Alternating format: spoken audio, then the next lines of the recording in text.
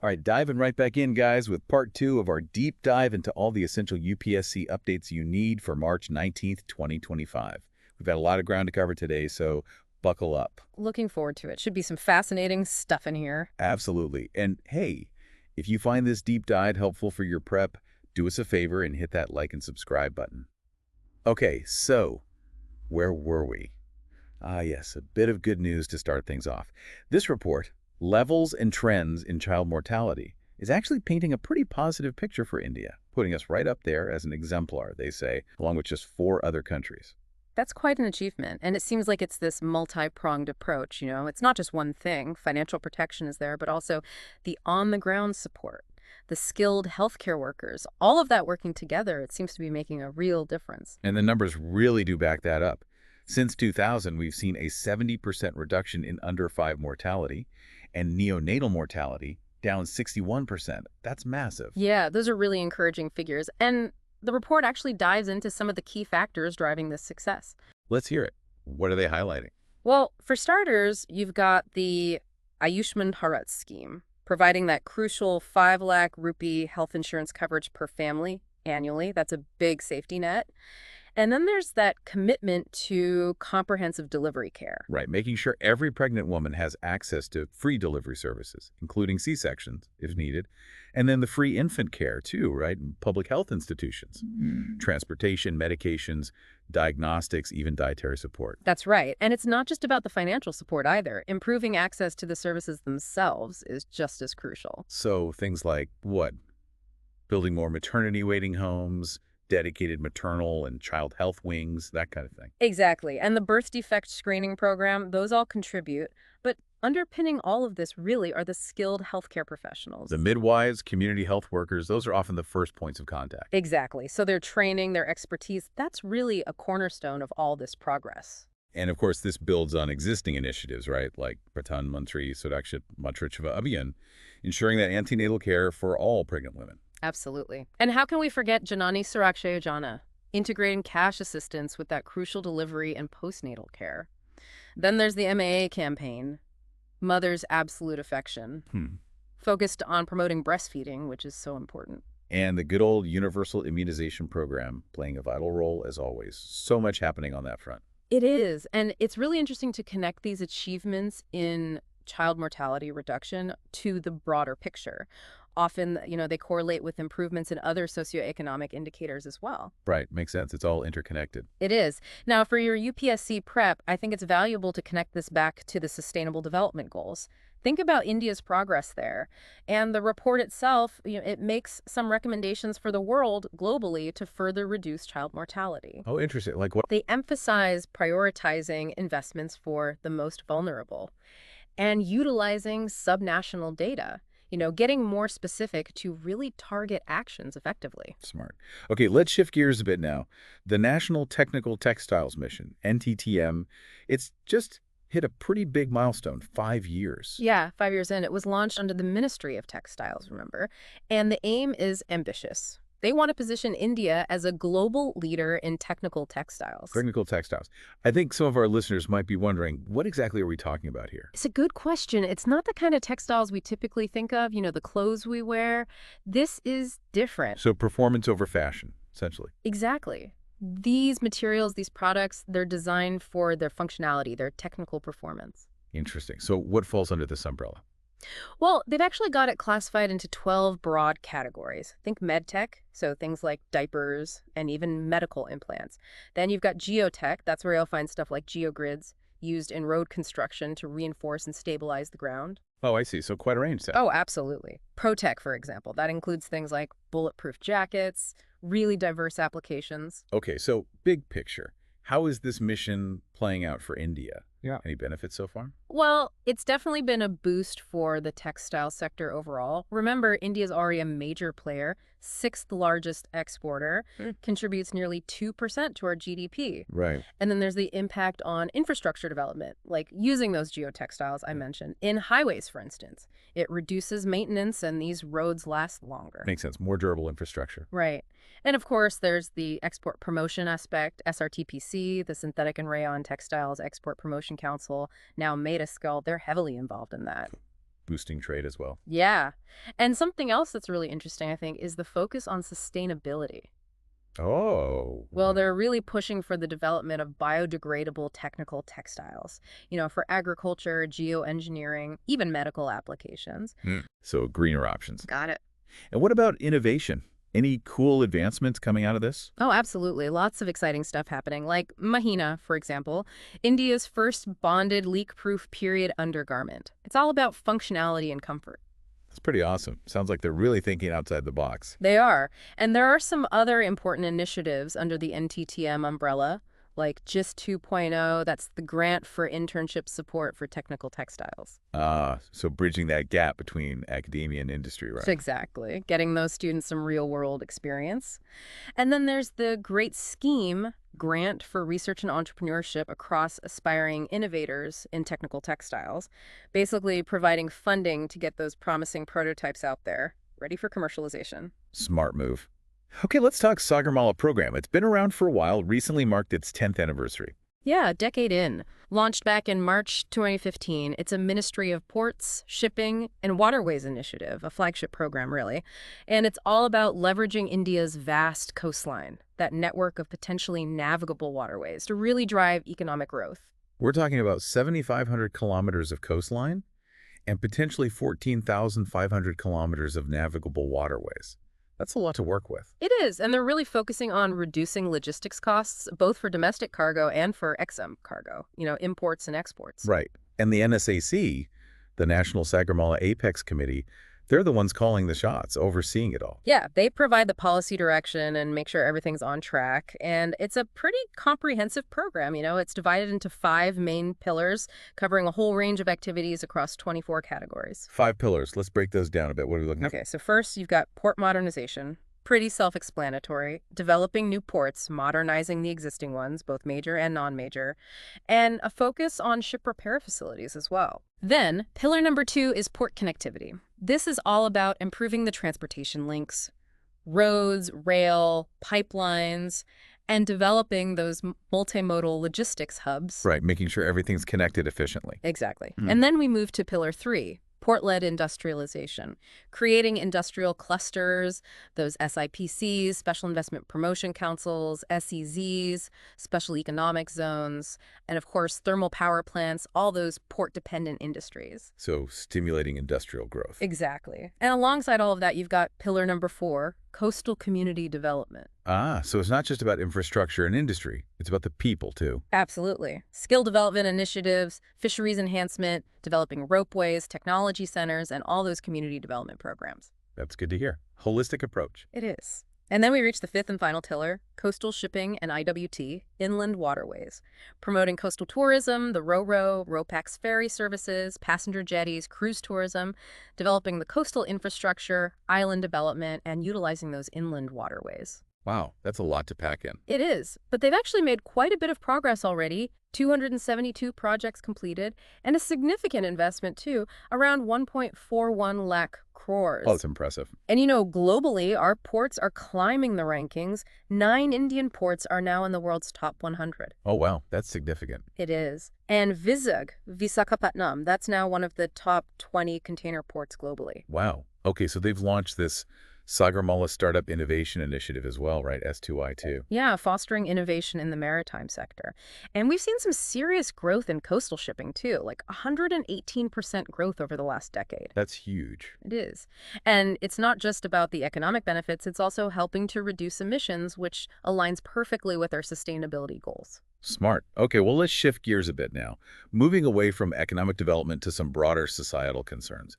The Supreme Court, they've actually expressed some concern recently about what they see as an erosion of family values in India. It is an interesting point, isn't it? You've got all this progress, economic development, individual freedoms expanding, and those are important things, no doubt.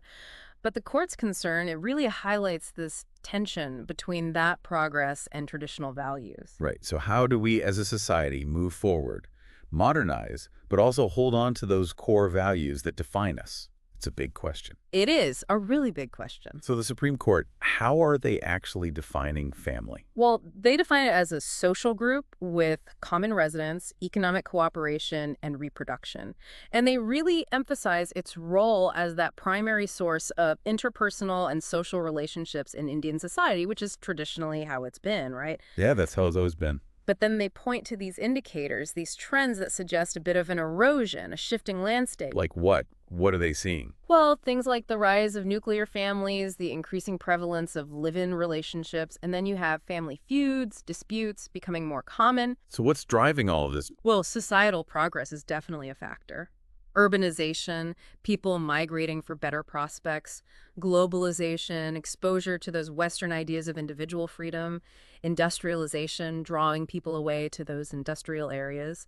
It all contributes to the decline of the traditional joint family system. Right, that makes sense. And then, of course, you have changing cultural attitudes, especially among the younger generations, prioritizing privacy, independence, wanting a more balanced division of household responsibilities. Which is understandable in a way. Times are changing. They are. And then economic factors come into play, too. Rising living expenses, economic instability, the pressures of modern life, all of that, coupled with differing perspectives across generations, can create tension. And then the court also mentioned this idea of degrading moral values. Yeah, that was an interesting point. This perceived rise of individualism, materialism, a decline in virtues like honesty, integrity, empathy, those are all concerns. It's big questions. Yeah. But the source also talks about the vital role that families continue to play, right? Oh, absolutely. They're still so crucial. Instilling those core values, collectivism, partnership, sharing, and then, of course, the whole process of procreation, raising children, socializing them, their development. That's a huge responsibility. It is. And then there's the cultural transmission, educational support, providing that emotional and economic safety net, especially for the elderly, for those who are sick. So much falls on the family. It really does. So any thoughts on how to address these challenges? Well, the source suggests that more dialogue is needed, especially between generations, finding ways to bridge that gap, and then being flexible, adapting to changing roles within the family unit. And technology, that's a big one. Embracing it, but also respecting privacy. Interesting. Okay, let's take a giant leap now from family values to, well, the sun, NASA's Parker Solar Probe. It just keeps pushing the boundaries. Recently made another attempt to get within 6 million kilometers of the sun. Yeah, it's incredible, isn't it? Launched back in 2018, and it's already made history as the first spacecraft to actually touch the sun. Touch the sun? That's a pretty bold statement. It is. But it actually flew through the sun's upper atmosphere, the corona, and sampled those particles and magnetic fields. Incredible feat. So what's the ultimate goal here? Well, they want to get even closer, within about 6.5 million kilometers of the surface. And the aim is to really understand the energy flow, how the corona gets heated, what's driving the acceleration of the solar wind. The solar wind. Remind us again, what exactly is that? It's this constant stream of charged particles, protons, and electrons emanating from the sun's coronal holes and active regions. It has a massive influence on our solar system. Okay, and the Parker Solar Probe, it's got all this fancy equipment on board to study it, right? Oh, yeah, some seriously sophisticated instruments. Like Fields, which is designed to measure the sun's magnetic fields, understand that complex magnetic environment of the corona. It's those magnetic fields that play a big role in solar flares, those massive bursts of energy. Wow, and there's SWEEP, right? Yeah. The solar wind electrons, alphas, and protons instrument. That's the one. It analyzes the properties of the solar wind particles themselves, their speed, density, temperature. All those clues help us understand where the solar wind originates and what makes it accelerate.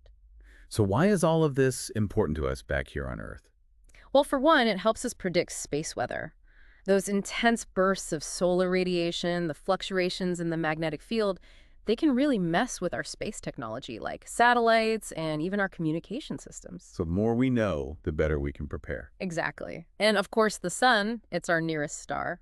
So by studying it, we're essentially studying the fundamental processes that govern all stars. Fascinating. And it's not just NASA out there, right? Other countries are studying the sun as well. Oh yeah, lots of other missions. India, for example, has its own solar mission, Aditya L1. That's ISRO's first space-based observatory dedicated to studying the sun. Cool. What else is out there? Well, you've got China's Advanced Space-Based Solar Observatory, Japan's Hinode mission, and the Solar and Heliospheric Observatory, which is a joint effort between NASA, the European Space Agency, and Japan. So a global effort to understand our star. It is. Okay, let's bring things back down to earth for a bit. The CBI, the Central Bureau of Investigation, they've been in the news lately. Oh, yeah? What's going on with them? Well, there's this Parliamentary Standing Committee report that was released recently focusing on personnel, public grievances, law, and justice. And they've made some pretty strong recommendations about strengthening the CBI's functioning. Strengthening, huh? So what are they saying needs to change? Well, they point to a few key issues. They feel the CBI lacks autonomy and effectiveness, and a lot of that stems from the DSPE Act, the Delhi Special Police Establishment Act of 1946. And that act gives states a lot of power, right? Like the whole consent requirement, which can make things really difficult for the CBI. Exactly. And many states have actually withdrawn general consent. West Bengal, Karnataka, for instance. Yeah. It creates these operational challenges. Okay, so what are the recommendations? How do they propose to fix this?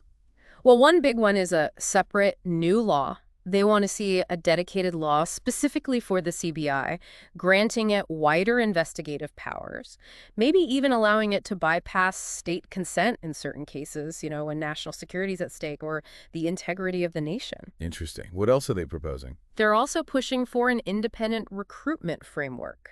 Direct recruitment for those core ranks, the DSPs, inspectors, sub-inspectors. They want to see a steady influx of fresh talent. Makes sense. And then lateral entry, bringing in specialists, particularly in those areas where you need real expertise. Cybercrime, forensics, those fields are constantly evolving. Right. Got to keep up with the times. Absolutely. And transparency. They're pushing for greater transparency, making those case statistics, the annual report, all of that publicly accessible on the CBI website. So more accountability. Got it. Yeah. And just for some context, the CBI, it actually started out as the Special Police Establishment back in 1941. Oh, wow. That's going back a while. Yeah, it was initially set up to investigate those bribery and corruption cases during World War II. And then in 1963, based on the Santhanam Committee's recommendations, it became the CBI as we know it today. It's under the Ministry of Personnel, Pension, and Public Grievances. Okay, and it's not a statutory body, right? Not established by an act of parliament. Right, not statutory, not constitutional either. It's a unique entity. All right, let's move on to some national security news now. The Indian Armed Forces, they recently conducted this tri-service integrated multi-domain exercise called Prachan Prehar. Yeah, held in Arunachal Pradesh. And this kind of exercise is so crucial these days, with the security environment being as complex as it is. Multi-domain, so involving all three branches, right? Army, Navy, Air Force. Exactly. Working together seamlessly across different operational domains. That's what they were testing. So what were the key takeaways? Well, it was about validating those integrated planning processes, command and control structures, making sure everything's coordinated, and then the smooth execution of surveillance and firepower platforms. Can they actually operate together effectively in a real-world scenario? So essentially a readiness check. Yeah, basically, making sure they're prepared for anything. All right, sticking with defense, the Ministry of Defense, they've just signed a contract for the procurement of the NAG missile system, NAMIS. Yeah, and this is a Buy Indian IDDM category acquisition, which is really significant. Break that down for us a bit. What does that mean? Well, IDDM stands for Indigenous Design, Development, and Manufacturing. So it means the product has to be designed, developed, and manufactured in India. So this is all about boosting our self-reliance when it comes to defense technology. Exactly. Reducing that dependence on foreign imports, strengthening our domestic defense industrial base. It's a big deal. And NAMIS itself, what can you tell us about this missile system?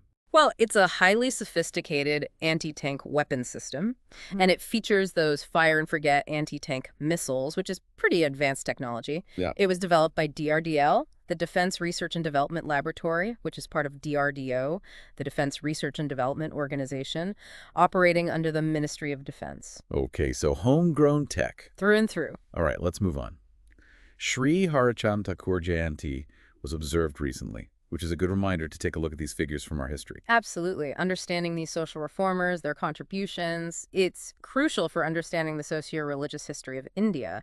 Their impact is still felt today. So who was Sri Harichandra Thakur?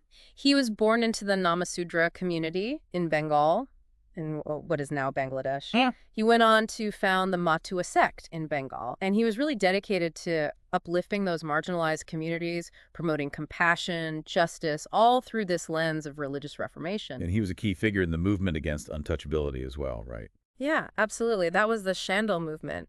And his teachings, they were all about truth, love, sanctity. So what kind of social reforms did the Matua sect actually push for? Well, gender equality was a big one. They actively discouraged early marriage, and they supported widow remarriage, which was quite radical for the time. And he was also big on education, right? Yeah, he actually built an English medium high school at Orikandi, specifically for those from lower castes. He really believed in the power of education to elevate people. Amazing. Okay, let's talk space again. The GAIA mission, it's come to an end. Yeah, the European Space Agency, ESA, recently shut it down. Bittersweet, I guess. It's the end of an era, but it gave us so much data. Oh, absolutely. It's revolutionized our understanding of the Milky Way, its structure, its evolution, everything. It's a testament to what these long-term space-based observatories can achieve. So just to recap, GAIA's mission was to create that three-dimensional map of the Milky Way, right? Exactly. And to do that, it was positioned at Lagrange Point 2, L2. That's about 1.5 million kilometers behind Earth from the sun's perspective. Lagrange points, those are those unique locations where the gravitational forces and orbital motion balance out, right? Yeah, so the spacecraft can just kind of hang out there, pretty stable, using minimal fuel. Cool. And the primary scientific objective was astrometry, right? Right. That's the incredibly precise measurement of the positions and movements of stars and other celestial bodies. And GAIA, it collected data on billions of stars in our galaxy. Billions. It's an absolute treasure trove of information. All right, back down to Earth again. Niti Aayog, they've launched this new initiative, DXEDGE. Yeah, Digital Excellence for Growth and Enterprise. And it's all about empowering those MSMEs, the micro, small, and medium enterprises, helping them thrive in the digital age. Smart move. In this day and age, digital literacy is crucial. It is. And this initiative, it's spearheaded by the Confederation of Indian Industries, CII, with support from Niti Aayog's Frontier Tech Hub, NETIFTH, and AICTE, the All India Council for Technical Education. So quite a collaboration. Yep. And what are they actually doing to empower these MSMEs? Well, they're focusing on helping them adopt digital technologies, equipping them with the tools and strategies they need to be competitive. And they're also creating these Digital Transformation Facilitation Centers, DTFCs. DTFCs, what are those? Basically centers within academic and technical institutions across the country. They'll provide local support and guidance to MSMEs as they navigate this digital transformation. Okay, so it's a hands-on approach. It is. They're really trying to make a difference on the ground. All right, shifting gears now. Kerala's just made a really interesting move. They've become the first state in India to pass the Kerala State Senior Citizens Commission bill. Yeah, creating a dedicated commission for senior citizens, it's a pretty big deal. And it really highlights this growing need for policies and institutions specifically geared toward the elderly. Especially with India's population aging. Exactly. And Kerala, they've actually been ahead of the curve on this. Back in 2015, they already had a higher percentage of people over 60 compared to the national average. Oh, wow. I didn't realize that. Yeah, so this initiative, it's particularly relevant for them. So what will this new commission actually do?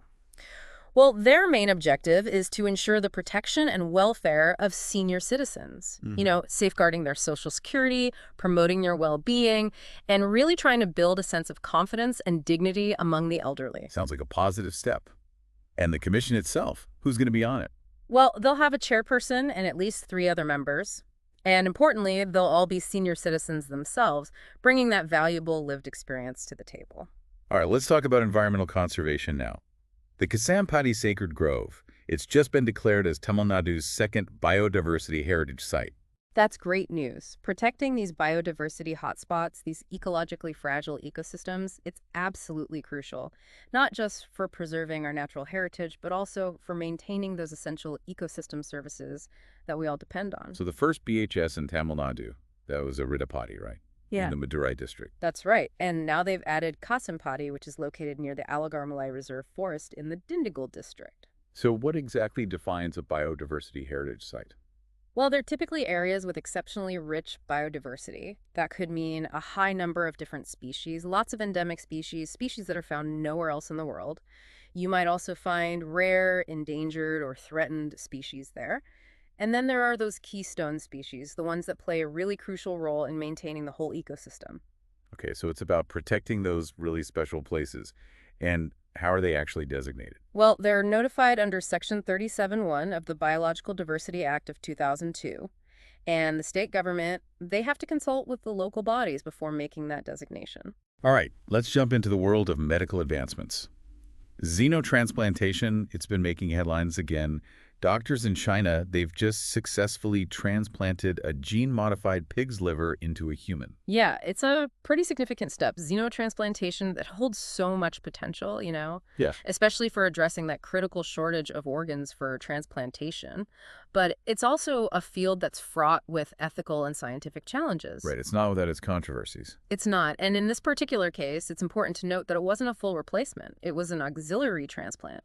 The pig liver, it was essentially acting as a temporary bridge organ for someone waiting for a human donor. So buying them time, essentially. Exactly. But it does raise those questions about safety, efficacy, and of course the whole ethical dimension of using animal organs in humans. Definitely a lot to consider. But just to clarify, xenotransplantation, what does that actually encompass? Well, it's basically any procedure that involves transplanting, implanting, or infusing live cells, tissues, or organs from a non-human animal source into a human recipient. So it's not just limited to organs. No, it's a broader field than that. And the main advantage, of course, is the potential to create this alternative supply of organs, hopefully alleviating that chronic shortage that we're facing. All right, one last topic to cover before we wrap up. Green grabbing. It's become a point of contention surrounding this Asian Development Bank-funded Assam solar park. Yeah, it's a really important issue. We've got to remember that transitioning to green energy, it's crucial, absolutely. But it can't come at the cost of social justice. Right, it has to be done right. Exactly. And in this case, local communities, they're accusing the project of essentially green grabbing their indigenous land. So what does that term actually mean? Green grabbing, it's basically the appropriation of land and resources in the name of environmental goals. So it can happen with carbon offsetting projects, biodiversity reserves, afforestation efforts, even clean energy development. Yeah, any of those. And the problem is it often leads to the displacement of local communities, people losing their homes, their livelihoods, their food security. And often it's those communities that hold this incredibly valuable traditional knowledge about how to protect and manage the environment. Right, so it's a loss on multiple levels. It is. So it's a reminder, really, that even when we're pursuing these green initiatives, we have to be mindful of the social impact. Absolutely.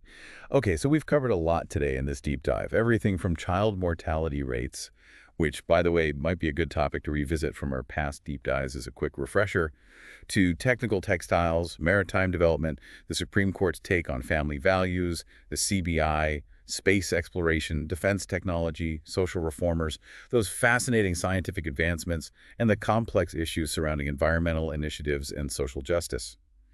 Phew, that's quite a range, isn't it? It is. But it's all interconnected, It's all part of this complex tapestry of governance and development. And as always, I want to encourage our listeners, those UPSC aspirants, to think about these connections.